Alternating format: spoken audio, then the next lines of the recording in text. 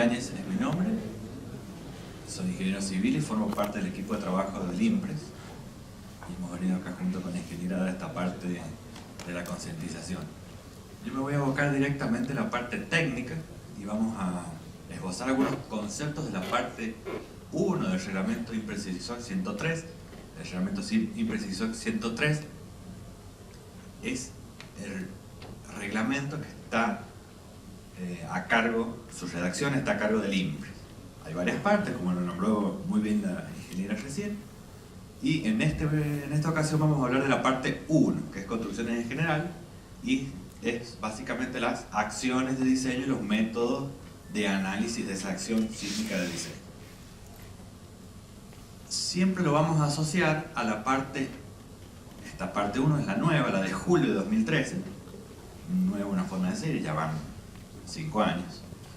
Y siempre vamos a comparar con la parte 1 anterior, que es del año 1983, con alguna actualización por los 90, porque son bastante similares. Así que esta actualización toma la base de la anterior y actualiza algunos conceptos fuertes. En algunos casos, en otros no tanto, pero es bastante similar el propósito. Vamos a ir viendo los puntos más importantes. Por ejemplo, el capítulo 1 de objetivos, alcance y aspectos administrativos. Me voy a resaltar en el objetivo del reglamento 103, no solamente esta parte, sino de todas las partes, que es evitar el colapso total o parcial de la construcción, lo voy a leer textual, y evitar la pérdida de vida. No establece como objetivo limitar los daños en las construcciones, ni mantener las funciones luego de la ocurrencia de un terremoto. Esto es importante que lo entendamos. Primero nosotros, que somos los técnicos, y después que lo podamos transmitir a la población. Ojo, no es el objetivo de nuestro reglamento particularmente, es el objetivo de todos los reglamentos sismorresistentes del mundo. No estamos equivocados en eso. Es decir, no vamos a construir búnkers, no vamos a invertir cantidades de dinero exorbitantes para que nuestra construcción permanezca en pie, porque es técnicamente y socialmente imposible. Entonces vamos a invertir lo mínimo necesario para que nuestra construcción no se caiga durante un evento sísmico fuerte y no mate a las personas que viven adentro.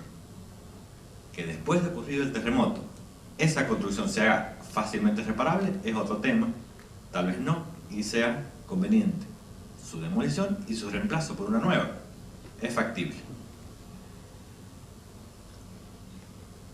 Es el objetivo de todos los reglamentos, salvo aquellos reglamentos y técnicas constructivas modernas, que ya tampoco son tan modernas, llevan ya un par de años, que son aquellas como la aislación sísmica y disipación de energía. La segunda, disipación de energía, básicamente concentra el daño no en la construcción en sí, sino en ciertos puntos donde colocamos disipadores de energía, que son aparatos mecánicos que en general liberan energía en esos puntos y son de fácil reemplazo. Reducen mucho los efectos nocivos del sismo sobre la construcción. Pero los más interesantes desde el punto de vista del uso de ingeniería son los dispositivos de aislación de base. Como lo ha mencionado la ingeniera, nuestro problema es que la construcción está pegada al suelo. Entonces cuando se mueve el suelo por el sismo, la construcción se entera. Si yo pudiera despegar la construcción del terreno y dejarla volando, no importa, podría temblar todo lo que necesite temblar. Mi construcción estaría aislada. Ahí es donde aparece el dispositivo de aislación sísmica. Son dispositivos tecnológicos complejos, son los denominados que en algún momento alguien puede haber escuchado rodillos sísmicos. Yo no conozco el rodillo sísmico, creo que nunca han existido, pero en el popular de la gente se le llama rodillo. Este edificio tiene rodillo sísmico. No existe el rodillo sísmico, son bastante más complejos que un rodillo. Muchos son de goma, entonces tienen rigidez vertical. Puede soportar el peso del edificio. No van a caminar por el edificio para sentir que se mueve verticalmente. Tienen rigidez, pero horizontalmente no las tienen. Entonces cuando el terreno se mueve, nuestro edificio, que tiene una masa y una inercia, prácticamente se mantiene inalterado. Y estos dispositivos se mueven horizontalmente. ¿Bien? Esas técnicas bajan este paradigma de construcción. ¿Bien? Entonces ya nuestra construcción verdaderamente no sufre daño, puede ser utilizada durante el sismo y después del sismo prácticamente al instante, sin ningún tipo de daño. Son técnicas, como dije, relativamente modernas, muy utilizadas en los edificios en Chile, hace un par de años, y afortunadamente en nuestro país han iniciado, y en San Juan tenemos un edificio prácticamente pronto a terminar la construcción y otro que está iniciando. Entonces, afortunadamente podemos decir que en Argentina tenemos ya 2 edificios aislados, uno casi listo, el otro pronto, que están ubicados en San Juan. Son los únicos edificios aislados. En Mendoza hay también un edificio de la universidad que se aisló con unos dispositivos que los creó la misma universidad. Hicieron 2 edificios idénticos, uno con base fija, es decir, bases, cimientos normales, y el de al lado igual, montado sobre aisladores. A los mejores alumnos los mandan a las habitaciones del aislado, a los peores a las otras. Están todos esperando con la cámara que tienen. Bueno, ese edificio tiene un par de años. No son aisladores comerciales los que utilizaron, sino que fueron unos fabricados en la universidad para el propósito. Ya los de San Juan son un poco más comerciales y en Chile son aún más. Hay fábricas que los hacen directamente por catálogo. Sigue el ingeniero estructuralista trabajando porque es una parte más. Entonces el ingeniero estructuralista busca en primera instancia a la persona especializada en el dispositivo de aislación, le dice, mira, vamos a hacer el edificio así, así, así. Entonces la persona de aislación diseña el sistema de aislación y le pasa al calculista que diseña la estructura el corte basal. Entonces después también tiene trabajo el calculista, sigue con su trabajo. Entonces los dos van de la mano. De esa forma se maneja en Chile y creo que debería imitarse acá. Entonces tenemos que tener en claro este objetivo, que es el de las construcciones tradicionales, el que actualmente existe. Nuestro país está dividido en 5 zonas sísmicas, como la ingeniera perfectamente ha mencionado. Vamos a concentrarnos, por supuesto, en San Luis, donde no dice zona sísmica 0, sino que dice 1 y 2. ¿Bien? Si las zonas sísmicas van de 0 a 3, San Luis, que está acá, es zona 2, es zona moderada, está en el centro, no es asísmica. Tampoco tienen los terremotos y los sismos que tenemos en Mendoza o San Juan, pero no están acá abajo, no están en zona 0, están en el medio. Por lo tanto, deben tener prescripciones sismoresistentes a las construcciones. El sismo existe acá. Con menos periodos, con periodos de recurrencia más elevados, más largos, es cierto, pero existe. Por eso deben ser preparadas.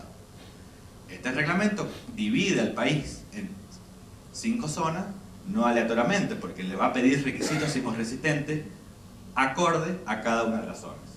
Es decir, ustedes acá no van a diseñar un edificio tan robusto como el de San Juan, pero tampoco tan esbelto como el de Buenos Aires. Bueno, con respecto a la clasificación del sitio de la construcción, este reglamento ha incorporado una nueva clasificación que refiere a las regularidades estructurales. La clasificación del sitio lo hace basado en 6 tipos de suelo que los discrimina y los reagrupa en 3 tipos espectrales de suelo, similar al reglamento anterior, no hay demasiada diferencia. Un punto a tratar en este caso es que habla de una profundidad de los estudios de una profundidad del suelo, para poder clasificarlo de esta forma, de 30 metros superficiales. Y esto no significa que entonces el edificio que va a construirse en un sitio contrate a un profesional especializado en estudio de suelo para que haga un estudio de suelo de 30 metros de profundidad. Y bueno, estarían contentos la gente que hace estudio de suelo, pero no es el objetivo. El objetivo de esto es decir, señor, usted no puede mirar los 2 metros de suelo que tiene arriba, ni los 4, tiene que mirar profundidad. Y 30 metros para edificios relativamente bajos. Si ustedes tienen edificios altos, tienen que ir por lo menos 2 veces la altura del edificio hacia abajo, catalogar los suelos en toda esa profundidad y de ahí sacar los parámetros para entrar acá. Entonces, ¿cómo vamos a hacer si no conocemos? No vamos a hacer un estudio de suelo. Bien, es cierto, no lo vamos a hacer desde el punto de vista ingenieril del edificio, pero sí hay datos de perforación para pozos de agua, ¿bien? Refracción sísmica, datos de geología de la zona. Entonces, esta idea es catalogar en los 30 metros a la zona. Es decir, cada zona estará catalogado como SA, SC, SE. ¿Bien? Esa es la idea de los 30 metros. No mirar puntualmente, sino ver globalmente qué pasa en la zona.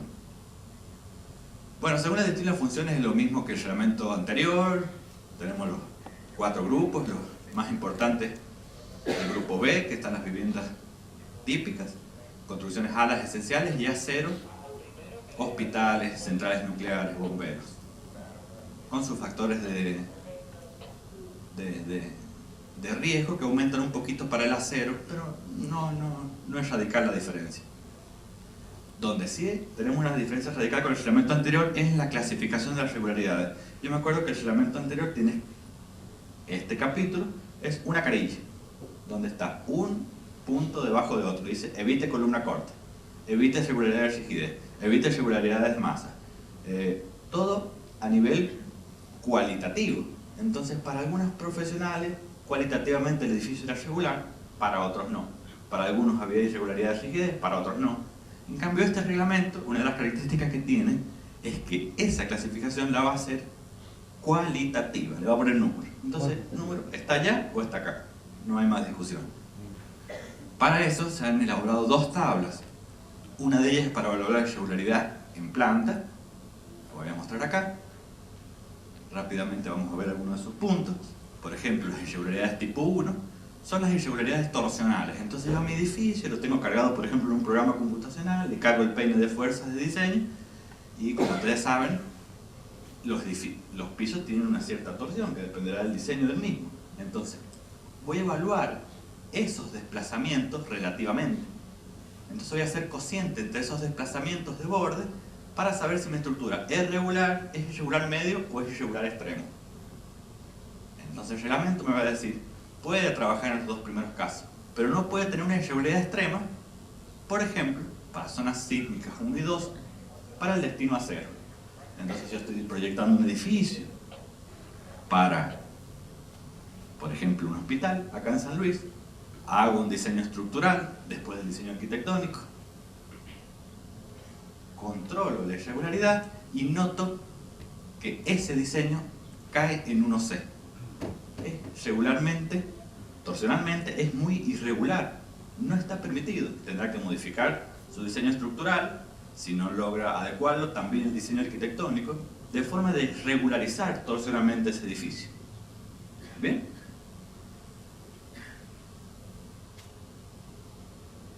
Irregularidad en la continuidad de los elementos verticales. No dice que no se puede hacer, pero sí te manda a leer, en caso que exista un artículo extra en el reglamento donde te indica cómo diseñar ese elemento de conexión. Por supuesto, te pide tantas exigencias que es imposible en la práctica. Bueno, vamos a preferir no hacer esas cosas con los elementos sismoresistentes, ¿no es cierto?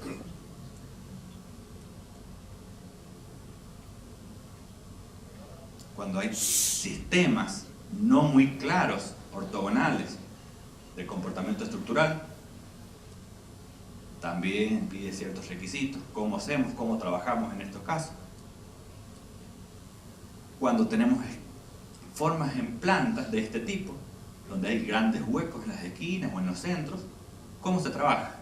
Y bueno, no me lo limita, pero por ejemplo, si existe esta situación como la dibujada en este caso, me manda a leer otro artículo. Y ahí me dice, deberá verificar la rigidez y la resistencia de ese diafragma. Claro, porque si yo construyo la planta de esta forma, lo más probable es que acá, durante la presencia de un sismo, aparezca una grieta. Intente naturalmente separarse de esas 2 estructuras, que nosotros en el proyecto naturalmente las tenemos que ver separadas. Lo que no hagamos nosotros se va a encargar la naturaleza después de corregirlo. Entonces, no lo limita, pero me pide un montón de verificaciones extra, que al llevarlas a la práctica, lo más favorable y lo más lógico va a ser que nosotros coloquemos acá una junta sísmica y hagamos 2 bloques independientes. Una cosa similar a las irregularidades en planta nos pide para altura. Irregularidades de rigidez, cuando tengo un piso que se deforma mucho con respecto a los otros. Esto es seguramente lo que pasó en el edificio que mostró el ingeniero en Chile, donde un piso había desaparecido. Ese piso, si hubiese pasado por una revisión de este tipo, seguramente decía que era irregular extremo y no lo hubiese permitido el reglamento.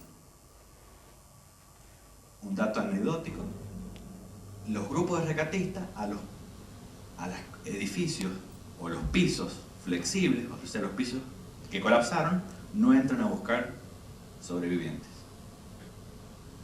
Ninguno de ahí adentro pudo sobrevivir porque las dos losas se pegaron, lamentablemente. Es un problema muy grave, no se puede permitir. Entonces no puedo diseñar una estructura que tenga ese problema. Cuantitativamente lo puedo averiguar. Irregularidad de masas, irregularidades de dimensiones, no las limita, nuevamente. Usted puede tenerlo, pero en este caso estas dos irregularidades que van muy de la mano me imposibilita, si son irregularidades extremas, en la aplicación del método estático, y tendré que aplicar otros métodos como son los dinámicos. ¿Por qué? Porque el método estático, que es una simplificación de la dinámica del movimiento sísmico, es aplicable bajo ciertas hipótesis y condiciones.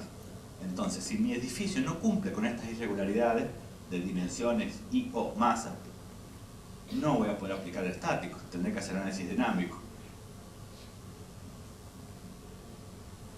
Siempre tenemos que tener presente que nosotros estamos haciendo un análisis, ya sea estático o dinámico, lineal. Es decir, para nosotros los materiales son perfectamente lineales cuando hacemos los análisis sísmicos.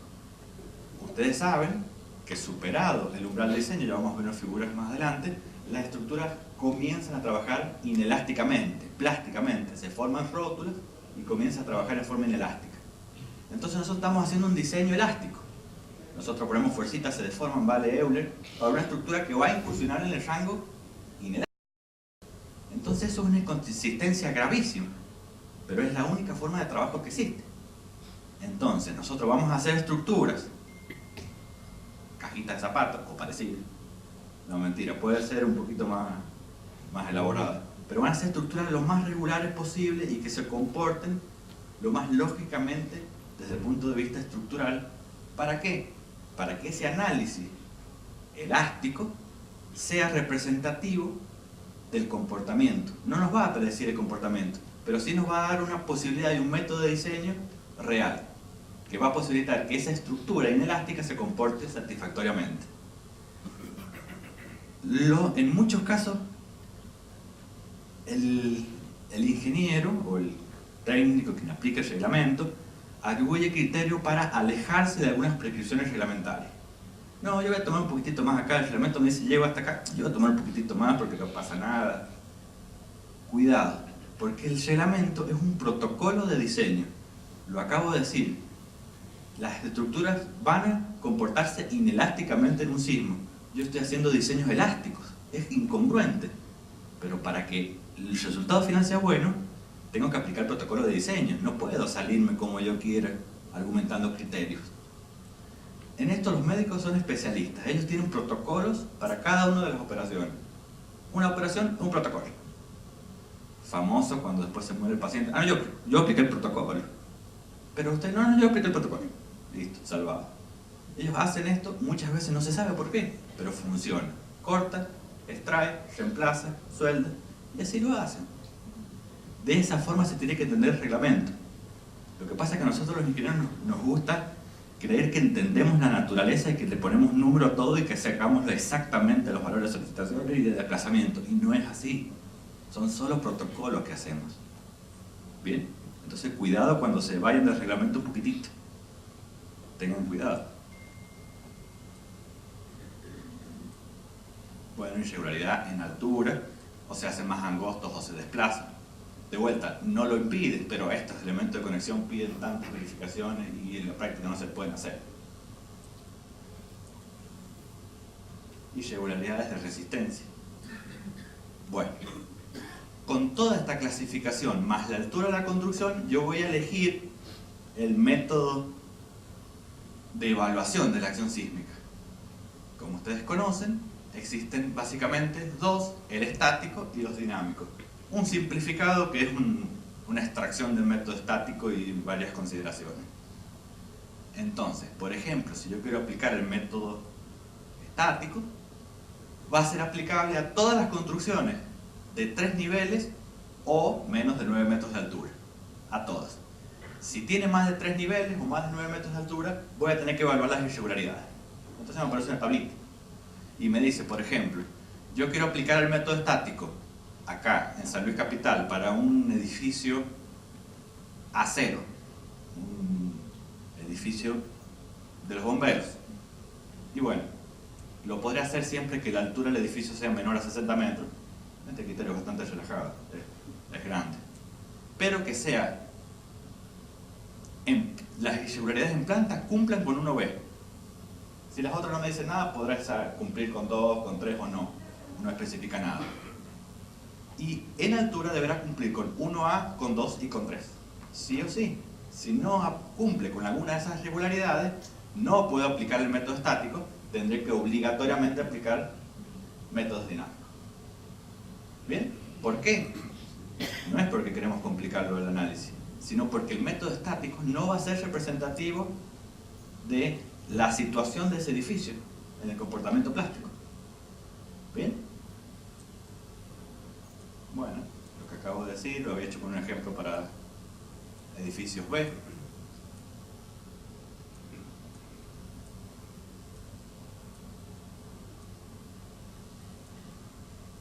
Esta tabla está en los comentarios, por ahí es más fácil utilizarla. Entonces, para cada una de las irregularidades o regularidades, tanto en planta como en altura, ustedes se ubican en la zona sísmica que se encuentran y en el grupo. Cada columna es un grupo. Entonces, por ejemplo, en zona sísmica,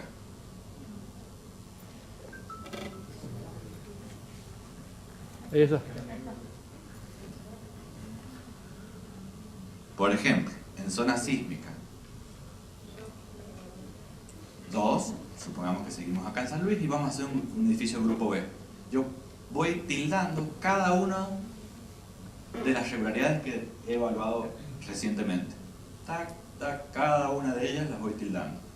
Entonces después voy a encontrar varias letritas. La G significa que puedo aplicar el método estático. Las D es que tengo que aplicar obligatoriamente métodos dinámicos. Y la R es que no es admisible tener que rediseñar, por supuesto prestando atención al aspecto que no verifica. Entonces, solo una D me va a obligar a aplicar el método dinámico y solo una R me va a obligar a hacer el rediseño de ese edificio. ¿Bien? Entonces, a diferencia del reglamento anterior, es cuantitativo la elección del método de diseño. Y esa evaluación de las regularidades las debo realizar siempre, porque por ejemplo en un edificio que tiene hasta 3 niveles, yo ya sé que puedo aplicar el estático, pero igual tengo que pasar las regularidades estructurales, porque ellas me limitan y me exigen otras verificaciones especiales en caso de que alguna de ellas sea irregular. ¿Bien? Bueno, los métodos dinámicos lo puedo aplicar cuando no se cumplan las condiciones estáticas o en cualquier caso. Nadie me dice que no puedo aplicar análisis dinámico. Espectros de diseño, ahí les presento una figura de cómo están definidos los espectros en el nuevo reglamento a través de 2 parámetros espectrales, el CA y el CB, que vienen tabulados. Entonces, para cada zona sísmica del país y para cada tipo espectral, que es el tipo de suelo, entro con un tipo de suelo hasta mi zona sísmica y leo cuánto vale CA y CB. CA estará acá, CB acá a 1 segundo, y con esos 2 parámetros obtengo todo el espectro. Los valores de T1 y T2, todo está en función de CA y de CB. Les voy a mostrar los espectros para zona sísmica 2. En línea de trazo o punteada están los del reglamento anterior y en línea llena los del reglamento nuevo para cada uno de los tipos espectrales que son bastante asimilables entre los 2 reglamentos. A simple vista puede llamarle la atención que hay algunos suelos que se incrementa la pseudoaceleración, suelos blandos. A primera vista parece que la pseudoaceleración va a salir más grande que el reglamento anterior. Bueno, habría que evaluar los factores de diseño porque, por ejemplo, para pórticos de hormigón armado se aumentó el factor de reducción. Antes tenía un valor de 5 o 6 y ahora se permite hasta 7. Entonces no necesariamente las acciones de diseño son más grandes. como al igual que hay otros tipos de suelo, por ejemplo, el suelo firme, que el nuevo aspecto está en general por debajo del anterior. Entonces no hay una regla general. Esto está basado en varios estudios. No es que se decide el aspecto anterior se multiplica para arriba o para abajo, según nos parezca. Todo hay una carga teórica para llegar, y práctica de medición para llegar a estos valores de diseño. Todo ese estudio está a cargo del INPRE. Bueno, también puse los de la zona 1, que el sureste de la provincia de San Luis se encuentra en ella. Combinaciones de carga, lo mismo en el reglamento anterior, cargas muertas más porcentaje de la sobrecarga. Los valores de porcentaje están tabulados perfectamente. Y la combinación de acciones, tenemos dos estados de carga que incluyen la acción sísmica, en este caso E, donde E tiene una componente horizontal y vertical. La componente horizontal es la que venimos con el corte basal y con la aceleración y con el espectro, todo lo que hemos visto recién. Y la componente vertical la incorpora este reglamento como un porcentaje de la carga permanente. En definitiva, este valor se va a incorporar cuando lo pongan en esta expresión a las cargas D. Entonces va a tener por un lado 1,2 más un poquito, 1,2 menos un poquito, 0,9 más un poquito, 0,9 menos un poquito. Y me voy a quedar con los dos extremos, el que sumé por acá y el que resté por acá. ¿Está bien? No es que compliquemos la situación al incorporar este valor. A veces nos gusta complicar el reglamento, pero no siempre somos tan malos. ¿Qué es lo que pasa acá? En el reglamento anterior, el sismo vertical estaba incorporado en las expresiones y estaba incorporado con un valor conservador que es la zona sísmica 4. Entonces todas las otras zonas sísmicas tenían que tener un sismo vertical elevado porque ya estaba incorporado en la expresión. No, separaron y a las zonas sísmicas menos peligrosas y pongan un valor menor, por supuesto. Ese es el espíritu de que está separado. Bueno, hay dos combinaciones más que valen para las construcciones de acero. Más las combinaciones propias, por ejemplo, si es una estructura de hormigón armado del 201, que son las que están indicadas en la figura. Bueno, en el capítulo 5 tenemos los factores de comportamiento de la construcción. Como ustedes saben, si yo tengo un pórtico, por ejemplo, ahí de hormigón armado, y le coloco un peine de diseño, se forma en primera instancia una rótula plástica en el edificio. Esa es la primera influencia significativa. Y hay otras dos rótulas que están prontas a cumplirse. Ese es el corte de diseño. Cuando ustedes ponen un corte basal, calculan una atribución en altura de fuerza, que es esa que está ahí, cargan la estructura y se forma una rótula plástica. Esa es la primera rótula plástica. Ahí no queda la estructura, sino que la estructura empieza a tener una secuencia de formación de rótulas plásticas. Esta sigue tomando carga, si está bien diseñado el hormigón armado y no se rompe. Va a seguir tomando carga y van a empezar a aparecer otras rótulas plásticas, de forma y de suerte que mi edificio va a desarrollar una sobreresistencia y un comportamiento plástico, que es el que tanto nos llenamos la boca hablando. Entonces, para que esto suceda, mi estructura debe responder con ciertos criterios de regularidad, debe responder con ciertos criterios de diseño, porque cada uno de estos puntitos que son rótulas plásticas los tendré que diseñar para que se acomoden a esas deformaciones plásticas. Bueno, para eso tengo que aplicar las otras partes del reglamento. Esta es la parte 1 de acciones, las otras partes son de materiales. Esos materiales se deberán adecuar para el comportamiento plástico. La curva de resina un poco más detallada. El factor de reducción R es el que nos permite llevar el corte elástico que sale del espectro elástico de diseño al corte de diseño. Entonces, el espectro elástico que tenemos en el reglamento lo reducimos a un espectro de diseño por un factor de reducción R. Amplificamos las deformaciones porque ahora nosotros vamos a meter al programa, por ejemplo, este valor de corte y vamos a obtener unas deformaciones, pero no son las reales cuando el edificio plastifique. Cuando el edificio plastifique voy a tener deformaciones más grandes. Esas deformaciones más grandes se encuentran con el coeficiente de amplificación de deformaciones a partir de las deformaciones elásticas que calculo con un programa. Y también aparece un factor de sobreresistencia que se utiliza solamente en las construcciones de acero que en las dos combinaciones de carga especial. Estos factores, el R, el C sub D y el omega 0, están tabulados en función del tipo estructural. ¿Bien? Es una tabla similar a lo que sucedía en el reglamento anterior. En el reglamento anterior había no estaba como tabla, pero era similar, con valores de mu, de ductilidad. ¿Se acuerdan? Entonces mu tanto, 6, 7, 5, 3. Es lo mismo que está acá, nada más que acá ya damos el valor de R, porque antes R era igual a mu si estábamos del plafón para adelante o había una variación.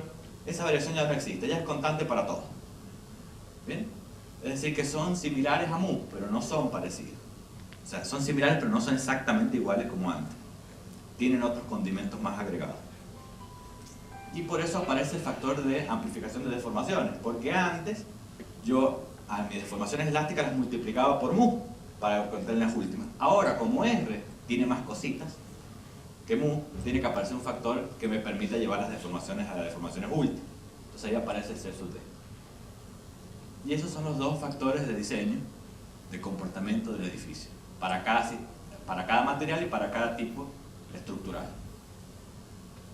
Para mampostería, los anteriores para hormigón armado, para estructuras de acero, no pretendo que lo lean, simplemente que noten que hay tablas para todos los materiales y los sistemas estructurales. Bueno, pasamos al método estático, totalmente similar al aislamiento anterior. ¿Y por qué? Porque es el método estático y el método estático no cambia nunca. Es el método estático. Por supuesto, está basado en la respuesta del primer modo de vibración. Y para poder aplicar dentro de las hipótesis del método estático, el edificio debe ser regular. Por eso es la tabla de regularidades anterior. ¿Bien? Y por eso debo cumplirla, si no, este análisis y esta simplificación no es real. Obtengo un coeficiente sísmico a partir del espectro, que es básicamente la pseudoaceleración dividida en el factor de reducción y multiplicado por un gamma R, que es el factor de destino. Como siempre, como lo hemos hecho en el reglamento anterior. Hay coeficientes mínimos. Y bueno, un parámetro importante para la entrada al espectro es el periodo de la construcción. Con el periodo de la construcción será que entraré a este espectro y obtendré la pseudoaceleración. Ese periodo hay varias formas de obtenerlo. Una parte son los procedimientos de la dinámica estructural. Modelación numérica, armar una matriz de masa, una matriz de rigidez de la estructura, encontrar los vectores propios, bla, bla, bla, bla. Una modelación digital, que no es más que una modelación numérica ayudada por una computadora. O expresiones clásicas de la dinámica estructural que figuraban en el reglamento anterior, que si colocaba el peso del edificio horizontalmente, encontraba los desplazamientos, los incorporaba en esta expresión, lo mismo que el reglamento anterior. Eso es totalmente válido, no las van a encontrar escritas en el nuevo, pero no significa que no sean válidos, son expresiones de la dinámica estructural. Eso por un lado, procedimientos de la dinámica estructural. Por otro lado son las expresiones reglamentarias. Así como el reglamento anterior tenía una expresión que decía T, el periodo, es igual a H sobre 100 por la raíz. ¿Se acuerdan? Ahora hay otra, como esa que está ahí, que es básicamente dos parámetros, un parámetro que multiplica y otro que el exponente, que están en función del tipo estructural. Con ello obtengo el periodo. Desafortunadamente el reglamento lo ha llamado aproximado, y no es aproximado a nada. Ustedes imagínense, con ese concepto de aproximado, que todos los edificios de hormigón armado que tienen un único CR y un único X, todos los edificios de la misma altura de hormigón armado en las dos direcciones tendrían el mismo periodo. Ustedes saben que eso es imposible. Entonces esa palabra de aproximado no es feliz, yo prefiero tacharla. Y es un periodo fundamental reglamentario. El reglamento me exige que para este sistema estructural de esta altura trabaje con un periodo acotado. Obviamente ese periodo en general va a ser más chico si yo modelo el edificio del que obtengo de la modelación, porque un periodo más chico exige una pseudoaceleración más grande. ¿Está bien? Entonces el reglamento les dice, modelen su edificio, diseñen como quieran, pero no puede para esta altura trabajar con un coeficiente más grande que este valor, porque les da una pseudoaceleración muy chica, muy irreal. ¿Está bien? Es lo mismo que el T0 anterior, es el mismo objetivo. Hay otra expresión para los edificios estructurados con muros o con tabiques. Entonces, de la primera parte yo voy a tener el periodo T. de mi edificio, el que lo voy a obtener del modelo o de alguna expresión. Y de la segunda parte voy a obtener el TA, el reglamentario. Obligatoriamente debo cumplir. Entonces, ¿cómo voy a trabajar? El reglamento me da un límite, que es CU por TA, donde CU está en función de la aceleración del terreno o de la zona sísmica. Es lo mismo, la aceleración del terreno y la zona sísmica. Zona sísmica 2 están por acá. Entonces, acá en San Luis tendrían 1,6. Entonces, TA por 1,6 me da este límite. Si el periodo que yo calculo es más chico que TA, me puedo quedar con el TA. Si el periodo que calculo es más chico que el CU por TA, trabajo con ese periodo T, que es el de modelado. Y que este es el caso para el cual prescribe el reglamento. Si mi periodo T de modelación es superior a CU por TA, no puedo trabajar con ese periodo T y con la pseudoaceleración que corresponde, sino que tengo que trabajar con CU por TA. Es lo mismo que el 1.25 del reglamento anterior. El reglamento anterior tomaba T0E y permitía irnos hasta 1,25 de ese periodo. Ahora, hasta 1,6. Bueno, si entonces obtengo ese periodo de diseño, pasaré al espectro, entraré con el periodo y encontraré la pseudoaceleración. Con esa pseudoaceleración encuentro el coeficiente sísmico multiplicado por el peso del edificio, el corte basal y su distribución en altura. Lo mismo que ya conocemos del reglamento anterior, por supuesto. Es el método estático, no va a variar con el tiempo. A ello hay que agregarle el efecto de torsión sobre los edificios. Una torsión inherente y una accidental, que es la reglamentaria. La inherente, ustedes saben que es la distancia geométrica entre el centro de masa y el centro de rigidez. A esa torsión inherente, el reglamento me exige una torsión accidental, que es un corrimiento del centro de masa para cada uno de las direcciones. Ese corrimiento, el reglamento anterior lo establecía en función de alguna especie de irregularidad que trataba numéricamente de contemplar de alguna forma. En este nuevo reglamento, este valor está directamente ligado a la irregularidad torsional en planta, que es una de las tablas que vimos anteriormente. Entonces, si mi edificio es regular, me premia y me dice no coloque nada, trabaje solamente con la excentricidad inherente, porque no gano nada corriendo el centro de masa y aumentando la resistencia de los elementos. Si mi edificio era regular. Si mi edificio no es regular, o es irregular medio, trabaja con un 5% de excentricidad. Y si es irregular, trabaja con un 10%, siempre que no sea el grupo de construcciones que está impedido. ¿Qué les está diciendo el reglamento? Profesionales trabajen con estructuras regulares torsionalmente. Si es ese caso, los premios 0 de excentricidad accidental. Bueno, las deformaciones, al igual que el reglamento anterior, eran las elásticas. Antes era por mu, ahora como no existe mu, aparece el coeficiente de amplificación de deformación, el C sub D, de la tabla. Y antes no se dividían en el gamma R, ahora sí. Esa es otra diferencia. Con la diferencia de desplazamiento entre los dos niveles, dividirlo en la altura del nivel, obtenemos la distorsión de piso. Esa distorsión de piso está, por supuesto, debo calcularla en el extremo que más se deforma, no en el centro ni en el centro de masa, ni en el que menos se deforma, el que más se deforma, y tiene limitaciones para cada uno de los grupos y con condición de D y de ND, que es bastante discutible. Entonces preferimos, está escrito así, salió la versión escrita así, pero preferimos ubicarnos en esta línea para edificios de mampostería o de muros de hormigón armado, y en esta línea de abajo para edificios de pórticos. En general lo vamos a trabajar así.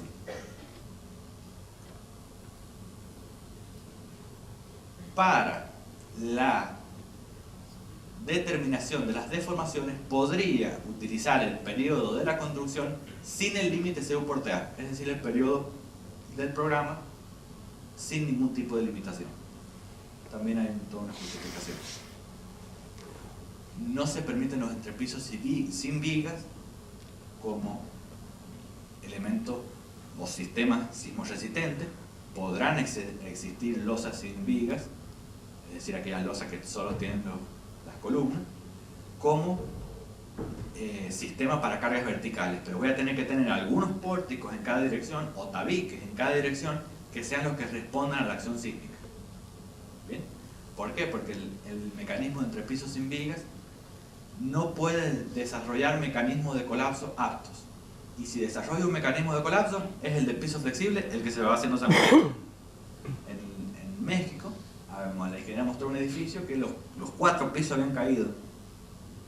No digo que ese sea el caso, pero si diseño un edificio con entrepisos sin vigas en zona sísmica, ese es el destino más probable de mi edificación.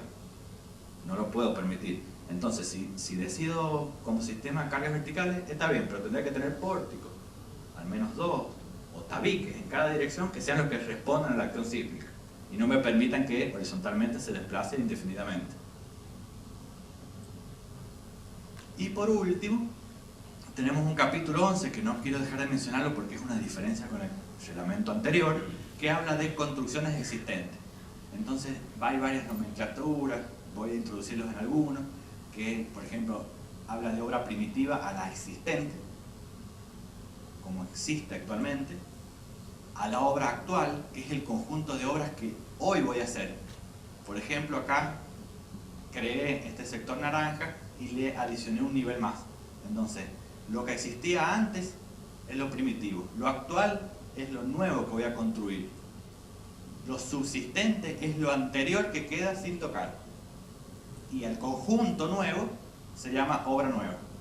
Con todos estos parámetros y otros tipos de clasificaciones, por ejemplo, si tuvo un comportamiento satisfactorio en algún terremoto, si no existió el terremoto, bueno, tiene una celda para entrar en ese caso. La calidad de los materiales, si fue construido con algún reglamento o no. Todo eso entramos en unas tablas que están un poco más claras en los comentarios del reglamento, en el cual me va a exigir la aplicación de criterios en algunos casos más relajados que por una construcción nueva. Pero es la única forma de atacar las construcciones existentes, que no podemos hacer los ojos ciegos porque las ciudades ya están construidas. De algunas formas habrá que adecuarlas o no. Con eso hemos tratado de dar un pantallazo de los cambios y de las singularidades de esta nueva parte 1, que como siempre hablo, ¿quiénes son los responsables de la seguridad en la población? Y somos todos, como bien dijo la ingeniera recién en su charla, todos somos responsables. Nosotros como profesionales, las autoridades de aplicación y las autoridades gubernamentales también son responsables y en mayor grado de la seguridad de la población. ¿Bien? Entonces, yo voy a construir mi casa, propietario. No busco ningún profesional, compro los materiales, busco las manos de obra, lo construyo yo mismo. Y bueno, y es como si yo decido andar en el vehículo sin cinturón de seguridad o en la moto sin casco. Nada más. ¿Por qué el gobierno exige que usted utilice el cinturón? ¿Por qué exige que utilice el casco en la moto? Porque es parte de la seguridad pública. Entonces el Estado también me tiene que exigir que aplique un reglamento. Cada jurisdicción local, las municipalidades en general, y en este país en particular, no tienen un sistema técnico formado para que produzca reglamentos.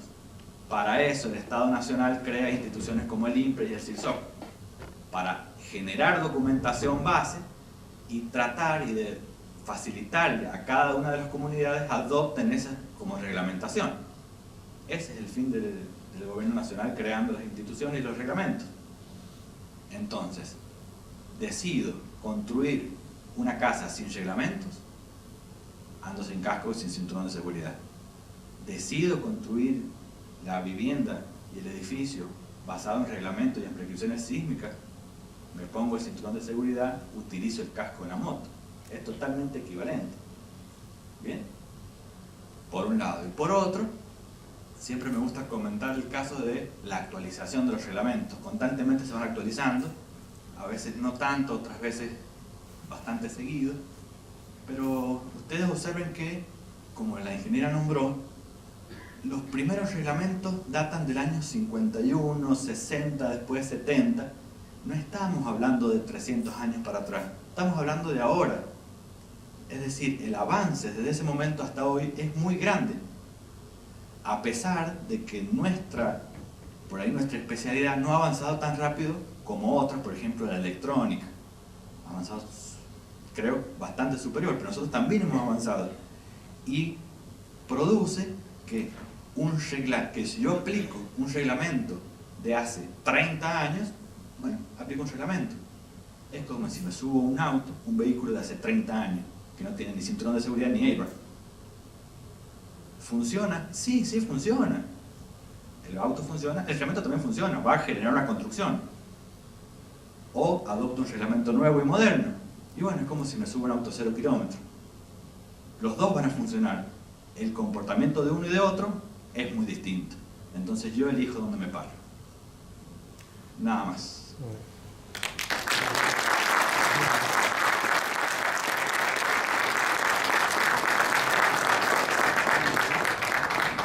No sé si existe algún comentario, pregunta, consulta.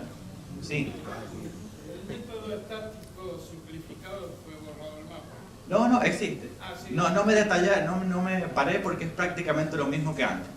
Hice puntapié en los cambios. Pero existe totalmente. Sí, sí. Sí.